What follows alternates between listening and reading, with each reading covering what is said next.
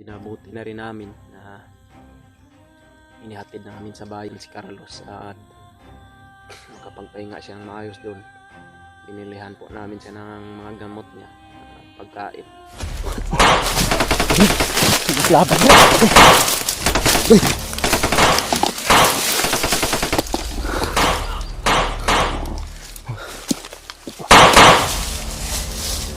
Baka may baril dito, Tad. Kunin ko, magkuha ako ng baril.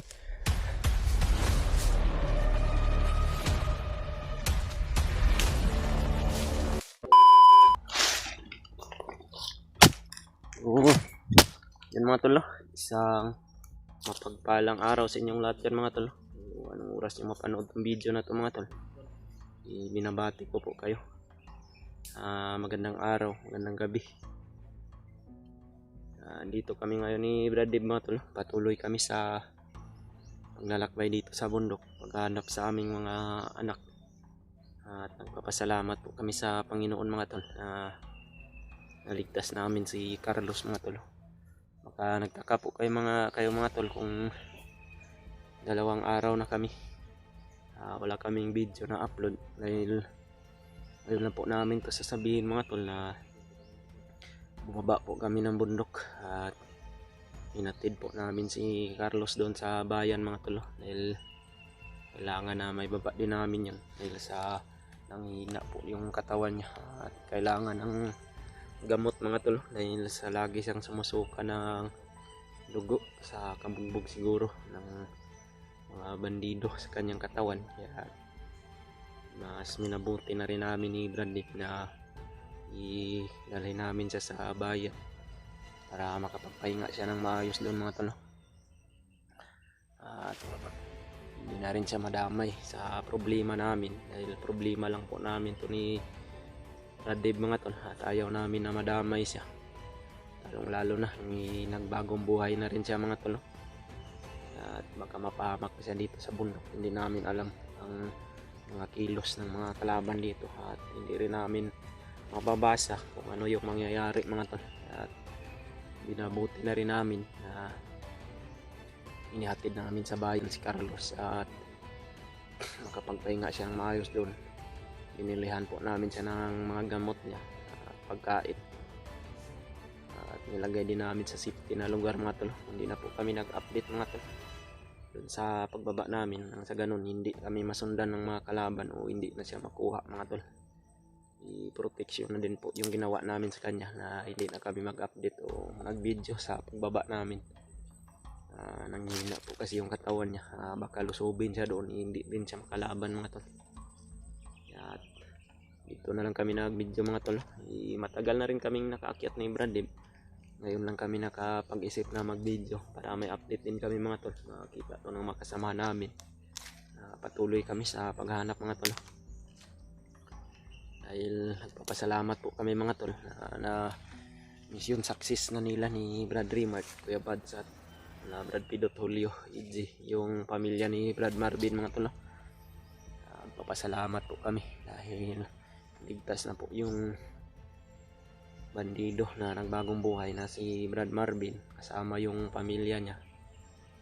At doon po siguro sila sa nakita po namin yung video nila ni Brad Rimart mga tol. Nandun po sa bahay nila Brad Rimart si Marvin kasama yung asawa niya at yung anak niya mga tol.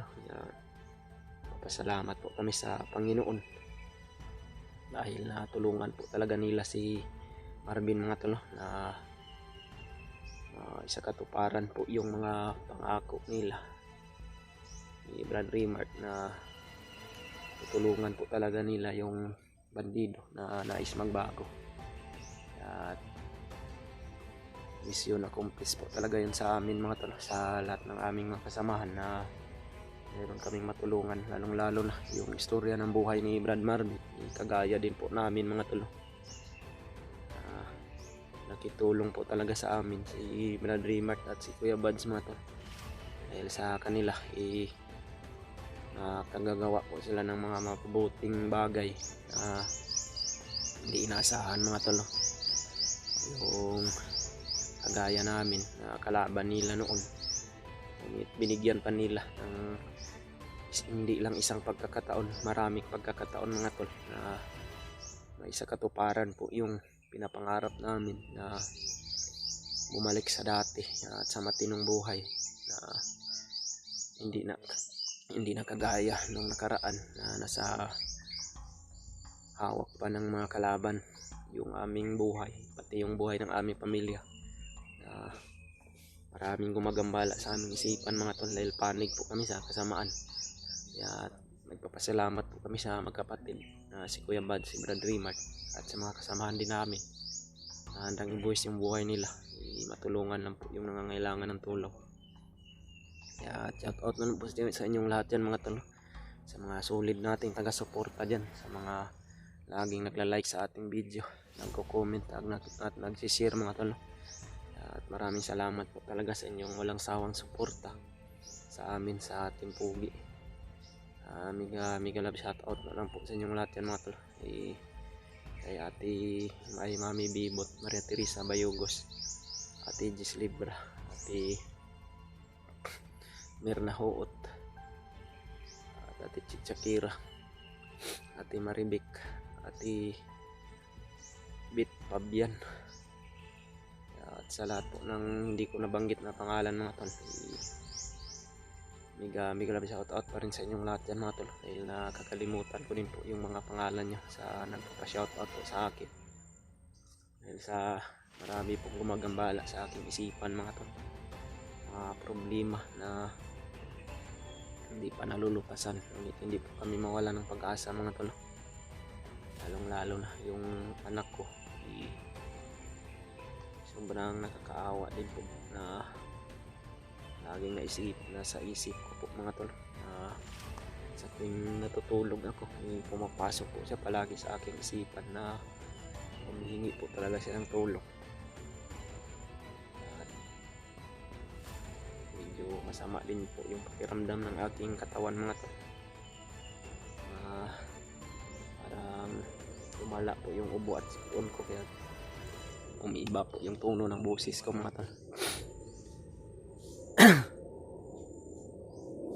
Dito kami sa bundok mga tol, pinasok namin itong bundok na to, sinabi sa amin ni Carlos na dito niya daw last na mataan, pumasok po yung mga kalaban namin. Humingi lang po kami ng mga kuwan sa kanya mga tol, location kung saan banda dinala yung mga anak namin, at pumasok po kami dito sa lugar na to. Location po to na binigay ni Brad Carlos sa amin mga tol. At patuloy kami ni Brad mga tol, hindi po kami susuko hanggat sa hindi namin makita yung anak namin at mailigtas. Hindi man namin alam kung ano yung mangyayari sa amin dito, at least ginawa po namin kung ano yung dapat gawin para sa aming mga mahal sa buhay mga tol. Lalo na mga bata pa po yung mga anak namin mga tol, kailangan pa po yun ng alaga ng isang magulang. Kaya hanapin talaga namin yun mga tol, hindi kami susuko hanggang sa maligtas namin at may baba sa bayan mga tol. Sakali man na bibigyan pa kami ng pagkakataon na maligtas yung anak namin mga tol, isisiguraduhin na po talaga namin mga tol na hindi na po namin sila pababayaan, iiwan kung nandun po kami sa baba mga tol. Kung aakyat man kami ng bundok, tatago po talaga namin sa safety na lugar at sa malayo mga tol. Sobrang problema po talaga mga tol kung ganito palagi. Sana po dalangin po namin palagi mga tol na walang nangyaring masama sa kanila at buhay pa sana sila hanggang sa ngayon. At tulungan nyo din po kami mga tol, i-share nyo din itong video na to sa mga kasama namin mga tol. Dito tayo patungo na no. Ayan lang, pakalawak nitong bundok na to mga tol. At medyo matitirik yung bundok dito.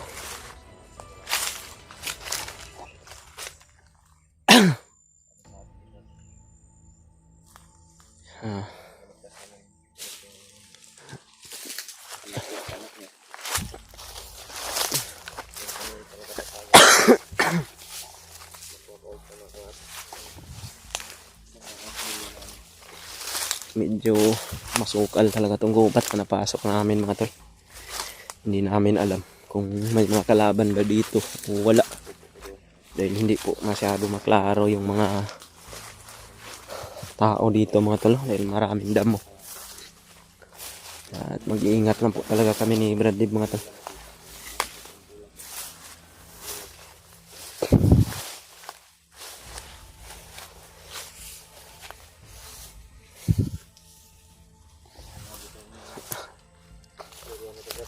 Buti na lang talaga Brad na nakuha na nila ni Bradley Mart ni Juan yung nasa isang bandido ba no? Na si Marvin ba na bagong buhay.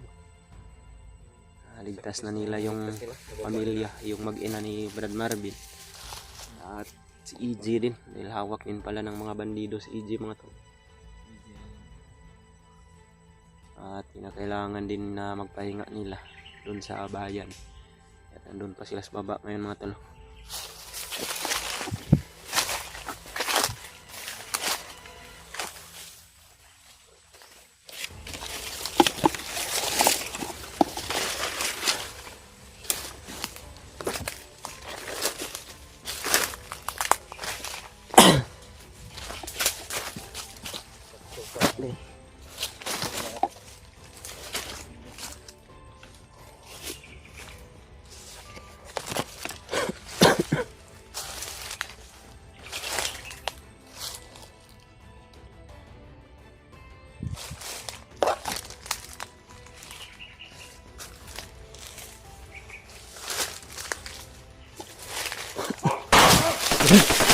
Laban yan.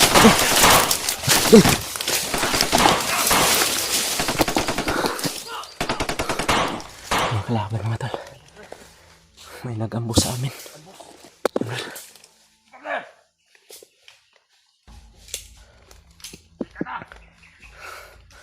Wala pa akong dalang baril mga tol. Marami sila mga tol. Ito na lang na ilaga namin kagad. Muntika na kami. Nakapagtago ako dito sa puno mga tol.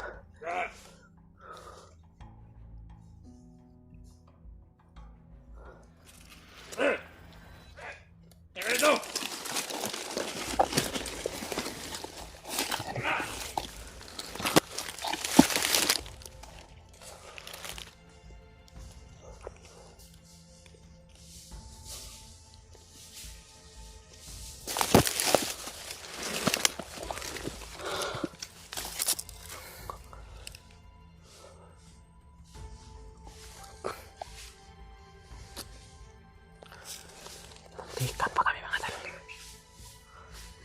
Meron palang mga bandido na nakagala dito.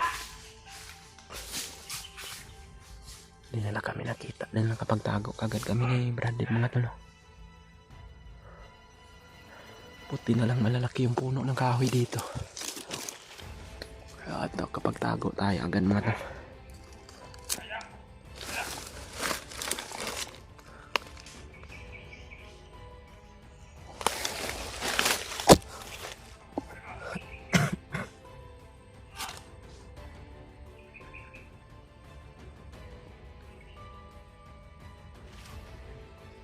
Kala nila nakakalayo pa rin.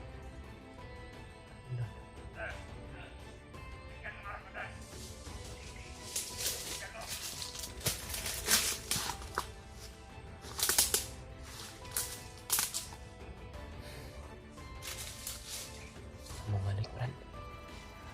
Bumalik.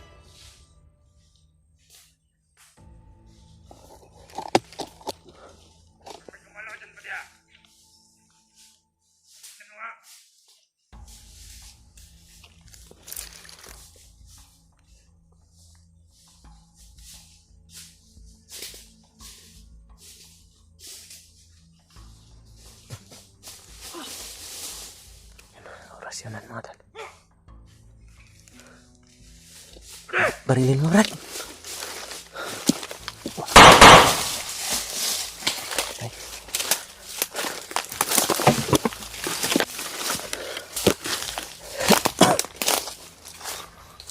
May baka may baril dito, Brad. Kunin ko, magkuha ko ng baril.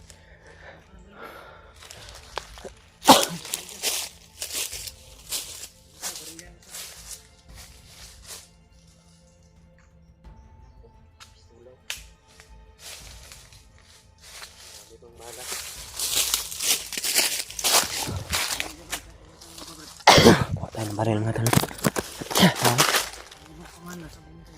Nandun sa unahan. Akala nila na punta tayo doon ba? Tara.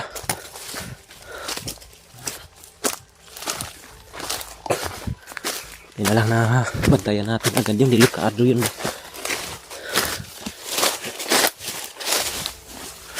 Hindi ba? Mahaba, hindi ko naman dinala dahil sa gabal eh. Mahaba yung baril ng isa. Muntik pa kaming maambos mga tol. Buti na lang hindi kami na tumakbo mga tol ba. Hindi no. Meron sa unahan yan. Balik ang kasama nila. Yun o. Delikado tayo dito, Brad. May makarescue na naman sila. Makarinig yun ang mga putok ba. Iwasan sana namin magpaputok mga tol. Ngunit naunahan po kami. Yun o. Nandun sa ibabaw.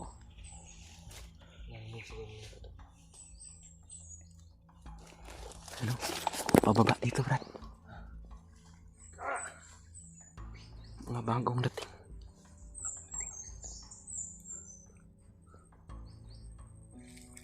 Delikado tayo dito, Brad. Saan tayo tago muna tayo? Tara. Tuloy tayo sa unahan, Brad. Tara, tara.